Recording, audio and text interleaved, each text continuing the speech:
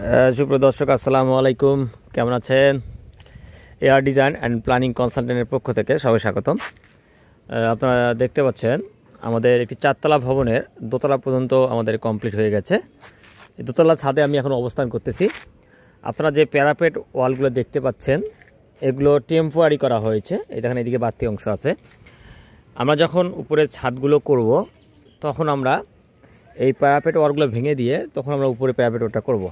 আপাতত যেহেতু আমরা উপরের যে ফ্লোরগুলো হবে এই ফ্লোরগুলো কাজ আমরা একটু দেরি করব, মিনিমাম 6 মাস বা 1 বছর পরে এইরকম প্ল্যান রয়েছে। এই জন্যই আমরা করছি কি, আপাতত এটি 5 একের বা 6 একের ভাগ দিয়ে সিমেন্ট এবং বালি মিক্স করে নিয়ে আমরা এটি এই যে দেখছেন একটা মোটামুটি একটা সিম্পল একটা ডিজাইন করে দিয়ে এটা প্যারাপেট ওয়াল করে দিয়েছি, তেমন আমরা 2.5 ফিটের মতো। এতে করে এখানে যারা বসবাসরত আছেন, ছোট বাচ্চারা আছে, বাড়ির মালিকরা আছে।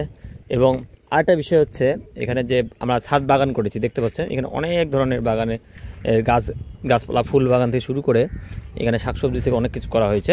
তো এগুলো প্রোটেকশন, কারণ কি আমাদের বর্তমানে কিন্তু বৈশাখী ঝড় চলছে বা বৈশাখের সময় চৈত বৈশাখ মাসে, তখন কিন্তু ঝড় হওয়ার পরে এই যে টপগুলো আছে এই টপগুলো কিন্তু উল্টে পড়ে যেতে পারে। এতে করে এই যে পার্শ্ববর্তী বাসা আছে এই বাসার অনেক ক্ষতি সাধিত হতে পারে এবং অনেক ধরনের প্রবলেম হতে পারে। এই বিবেচনা করে আমরা এটা টেম্পোরারি একটা প্যারাপেট ওয়াল দিয়েছি। এই দেখেন চমৎকার একটা, এটা কিন্তু আমি রিসেন্টলি একটা রিলস দিয়েছিলাম, সেই রিলসে আলহামদুলিল্লাহ ভাইরাল হয়ে গেছে, অনেকেই দেখছে, অনেকে ভালো কমেন্টস করছে। আমি দেখলাম যে অনেকেই ভালো কমেন্টস করছে যে ডিজাইনটাও সুন্দর হয়েছে এবং টেম্পোরারি কিছু করা হয়েছে এবং ফিউচারে এটা ভেঙে আবার করা যাবে। এই দেখেন আমরা এমনভাবে করছি, যখন আমরা 2 তলা 3 তলা ছাদ করব তখন এই শাটারিং করার সময় এই ওয়াল কোনো আমাদের ক্ষতি সাধিত করবে না। ওয়াল থাকা অবস্থায় আমরা কোনো উপরে ছাদ করতে পাবো।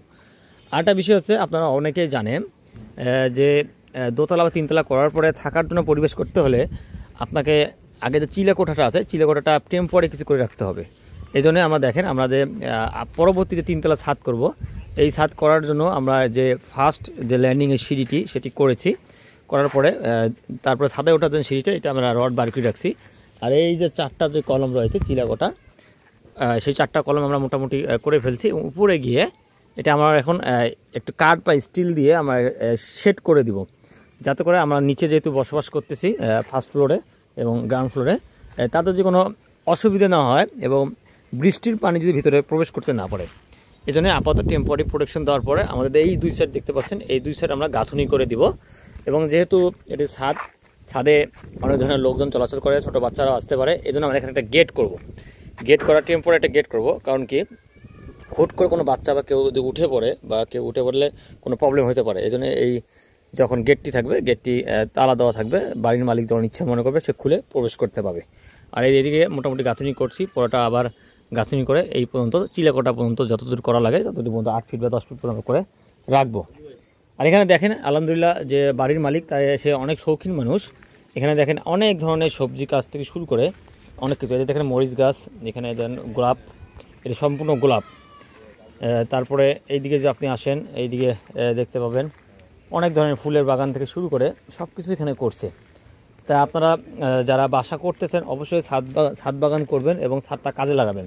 এতে করে আপনার যে হিট টেম্পারেচারের দিক থেকে অনেক কিছু রেহাই পাবেন এবং এই ছাদ বাগান করার পরে অনেক কিছু এখান থেকে আপনাদের দৈনন্দিন জীবনের যেগুলো চাহিদা সেগুলো পূরণ করতে পারবেন।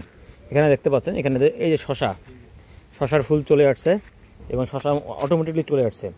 এই যে জাংলি সিস্টেম, বাহ চমৎকার একটা জাংলি দিয়েছে।